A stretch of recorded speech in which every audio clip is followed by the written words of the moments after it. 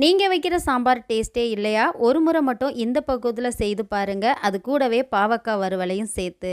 சாம்பார் அப்படின்னாலே இந்த பொருளை சேர்க்கும்போது தான் டேஸ்ட்டு ரொம்பவே நல்லாயிருக்கும். சுலபமான சாம்பார் ரெசிபி எப்படி செய்கிறதுன்னு பார்த்துடலாமா? இப்போ நான் செய்கிறதுக்காக 150 கிராம் அளவு பருப்பு எடுத்திருக்கேன். அது கூடவே நல்லா 2 கைப்பிடி அளவு சின்ன வெங்காயம், 10-15 பற்கள் பூண்டு, மீடியம் சைஸில் 2 தக்காளி அதை சேர்த்துட்டு நல்லா குக்கருக்கு மாற்றிட்டேன். பருப்பை நல்லா அலசி எடுத்துருங்க. தேவையான அளவு தண்ணி ஊற்றிக்கோங்க. இப்போ நம்ம குக்கரை மூடிட்டு சரியாக 2 விசில் மட்டும் விட்டு எடுத்துக்கோங்க. ஒரு சில வீட்டில் வந்து குக்கர் விசில் வர்றதுக்கு லேட் ஆகும். ஸோ அப்படிப்பட்டவங்க 3 விசில் கூட விட்டுக்கோங்க. இப்போ குக்கரை நல்லா ஓப்பன் பண்ணிவிட்டு தேவையான அளவு தண்ணி, இப்போ 1 டேபிள் ஸ்பூன் வரைக்கும் உப்பு சேர்த்துக்கிட்டேன். இப்போ இதுக்கு மசாலா சேர்த்துடலாம். 1 டேபிள் ஸ்பூன் மிளகாய்த்தூள் சேர்த்துருங்க காரத்துக்கேற்ப. சாம்பார் பொடி வந்து 2 டேபிள் ஸ்பூன் சேர்த்துட்டு தேவையான அளவு 1/4 டீஸ்பூன் மஞ்சள் தூள் சேர்த்துட்டு இது எல்லாத்தையும் நல்லா கலந்து விட்டு ஒரு கொதி வந்துடட்டும். இப்போ நல்லா கொதித்ததுக்கு அப்புறமா காய்கறிகளை சேர்த்துக்கோங்க.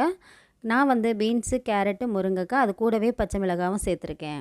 இப்போ காயெல்லாம் ஓரளவுக்கு முக்கால்வாசி வெந்ததுக்கப்புறமா வெட்டி வச்சுருக்க மாங்காய், 1/2 லெமன் சைஸ் புளியை வந்து கரைச்சி சேர்த்துக்கோங்க. காயெல்லாம் வெந்ததுக்கப்புறம் தான் மாங்காயும் புளியும் நம்ம சேர்க்கணும்.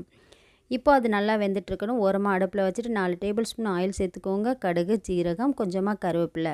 சாம்பாருக்கு நீங்கள் மல்லி இலைகளை கடைசியாக போடாமல் இந்த மாதிரி எண்ணெயில் வதக்கி பாருங்கள். இந்த தாளிப்பு கொடுத்தாலே சாம்பார் எப்படி வச்சாலும் டேஸ்ட்டு ரொம்ப அருமையாக இருக்கும். இட்லி, தோசை, சாதத்துக்கெல்லாம் இந்த சாம்பார் ரொம்பவே அருமையாக இருக்கும். கண்டிப்பாக ட்ரை பண்ணி பாருங்கள். இப்போ இந்த சாம்பாருக்கு ஏற்ற மாதிரி பாவக்காய் வறுவல் நல்லா மொறுமொறுன்னு எப்படி செய்கிறதுன்னு பார்க்கலாம்.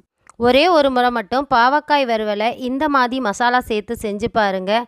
அப்படியே சிப்ஸு மாதிரி இருக்கும். குழந்தைங்க கூட விருப்பப்பட்டு கேட்டு வாங்கி சாப்பிட்ற மாதிரி இருக்கும். இப்போ நான் செய்கிறதுக்காக ஒரு 300 கிராம் அளவுக்கு பாவக்காய் வாங்கி வச்சுருக்கேன். அதை வந்து நல்லா கழுவி சுத்தம் பண்ணினதுக்கு அப்புறமா இதை நல்லா பொடிசாக இந்த மாதிரி கட் பண்ணி எடுத்துக்கலாம். முடிஞ்ச வரைக்கும் நல்லா ஸ்லைஸாக இந்த மாதிரி கட் பண்ணி எடுத்துக்கோங்க. இதே போல் முத்தின பாவக்காயாக இருந்துச்சு அப்படின்னா அதில் இருக்கக்கூடிய விதைகளை எடுத்துக்கோங்க. இப்போ எல்லாத்தையுமே ஒரு பவுலுக்கு மாற்றினதுக்கப்புறமா கொஞ்சமாக உப்பு சேர்த்துட்டு அதை நல்லா இந்த மாதிரி கலந்து விட்டுருங்க. கலந்து விட்டுட்டு தண்ணி வந்து அது மூழ்கிற அளவு இந்தளவுக்கு ஊற்றினா போதும், அதிகமாக வேண்டாம். இதை அப்படியே மூடியை போட்டு மூடி ஒரு 10 நிமிஷத்துக்கு அப்படியே விட்டுருங்க. ஒரு 10 நிமிஷத்துக்கு அப்புறமா இதை வந்து இந்த மாதிரி 2-3 தண்ணியில் வாஷ் பண்ணி எடுத்துட்டிங்க அப்படின்னா அந்த பாவக்காய் வந்து கசப்பு இருக்கவே இருக்காது. இப்போ தண்ணி எல்லாத்தையும் நல்லா வடித்து எடுத்தாச்சு. ஆல்ரெடி உப்பு சேர்த்துருக்கோம் அப்படிங்கிறதுனால செய்யும்போது உப்பு கொஞ்சம் குறைவாகவே சேர்த்துக்கோங்க. இப்போ இதை ஒரு பவுலுக்கு மாற்றிட்டு மஞ்சள் தூள், மிளகாய் தூள் சேர்த்துக்கோங்க. காரத்துக்கு ஏற்ப கூட குறைச்சி சேர்த்துக்கோங்க. அது கூடவே கரம் மசாலா, தனியாத்தூள், மிளகுத்தூள் இருந்துச்சுன்னா சேர்த்துக்கோங்க. இது கூடவே 2 டேபிள் ஸ்பூன் வரைக்கும் கார்ன்ஃப்ளவர் மாவு, 1 ஸ்பூன் வரைக்கும் அரிசி மாவு, 1 ஸ்பூன் வரைக்கும் கடலை மாவு சேர்த்துக்கோங்க. கடலை மாவு இல்லாத பட்சத்தில் நீங்கள் பொட்டுக்கடலை மாவை அரைச்சிட்டு சேர்த்துக்கலாம். ஆல்ரெடி உப்பு சேர்த்துருந்தோம் அப்படிங்கிறதுனால இதுக்கு கொஞ்சமாக உப்பு சேர்த்துட்டு இது எல்லாத்தையும் இந்த மாதிரி நல்லா கலந்து விட்டுருங்க. ஒருவேளை தண்ணி பத்தலை அப்படின்னா ஒரு கையளவு கொஞ்சமாக ஒரு 2 டேபிள் ஸ்பூன் மட்டும் தண்ணியை சேர்த்து இதை அப்படியே நல்லா கலந்து விட்டுருங்க.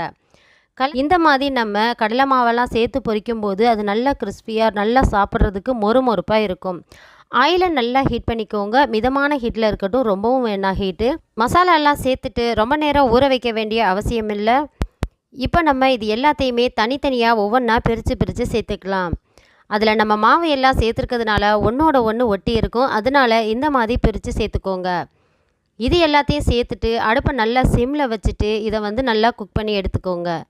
இந்த மாதிரி சலசலப்பெல்லாம் நல்லா அடங்கினதுக்கப்புறமா இது எல்லா ஆயிலையுமே நல்லா வடிச்சிட்டு எடுத்துக்கோங்க.